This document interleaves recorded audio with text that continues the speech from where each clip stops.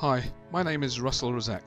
I'm a psychiatrist based in the UK, and for several years now I've been learning about something called open dialogue.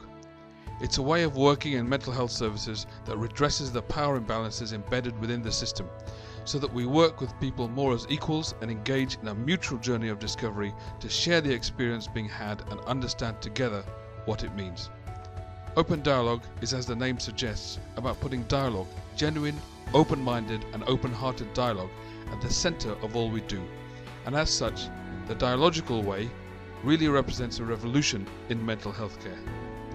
I've been practicing it at work for about 3 years now, writing about it, studying it in trials and teaching it to colleagues. But the whole time I do this, one question has been gnawing away at the back of my mind. It's a question that for me seems to grow in intensity with each passing day. What would a dialogical society look like? What would a world look like where, instead of relying on the hierarchies of the state and the elitism of our politics and the whims of world leaders, our system of democracy actually involved people making decisions about themselves by themselves? In other words, a true democracy in its original form, where people come together to dialogue about issues that affect them and devise ways forward mutually and collaboratively, rather than outsourcing the whole business of government to a largely male, almost exclusively middle-class group of career politicians who, however good or bad or progressive or otherwise they may be, could never be more qualified to make decisions about us than we are ourselves. Is this fantasy? Could such a thing ever happen? Well, I very recently discovered that it can happen. In fact, it is happening right now. With an escalating chaos on the global stage unfolding before our eyes, the world today is a storm. And the place I'm going to introduce you to is the very eye of that storm. Just as you need to get through the roughest, most dangerous parts of a storm to discover the calm centre, so you need to pass through some of the bloodiest violence and most shocking turmoil on the planet today to arrive at a place called Rojava in northern Syria. It is a largely Kurdish region that has chosen to not side with either the pro or anti-government forces, but instead just defend themselves whenever attacked by either. The area contains a vast mix of ethnicities, especially with large numbers of refugees settling there in recent years. And together they have established a system of direct democracy that they called democratic confederalism. This consists of a series of neighbourhood communes where people come together at a very local level, and they are the most powerful element of the system. That's right, the power is at the bottom of the system, not at the top. The communes are the ultimate authority on all the decisions that affect their own community, from transport to business to policing to the military. Everyone is welcome to attend communal meetings, and there collaboratively they dialogue and decide on what is best for their community as a whole. There must be a minimum of 40% women attending each commune for it to be quorate, and also there are minimum quotas for all ethnic minorities to ensure that all voices are heard.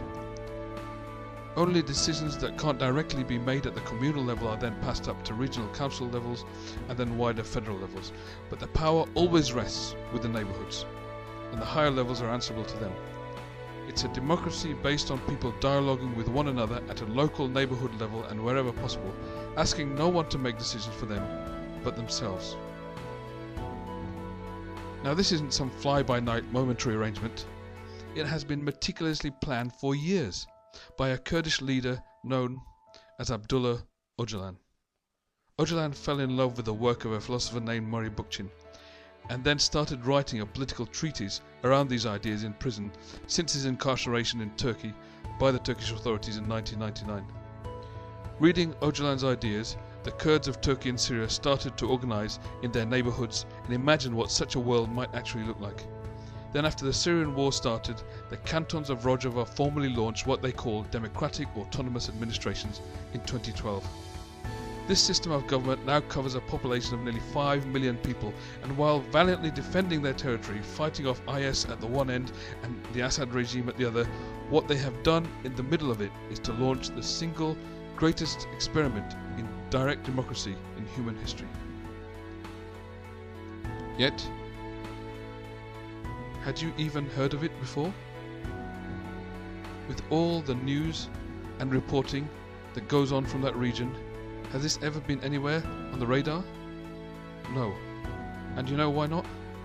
because it represents the single biggest threat to the hierarchical system of untrammeled capitalism that has almost taken over the entire world, and if left unchecked, before long will destroy it too. And that's why I made this video, so that you can hear about what's really going on in the very eye of the storm we are living through today, and so you might gain just a glimpse of what true freedom might actually look like. And so now, it's over to you. Share this knowledge and build on it. There are many books about Rojava and all of these people out there, and countless hours of meetings and lectures about all of this on YouTube. Learn, share, and spread. A better world is possible. In fact, it's already started. But it's up to us to spread it.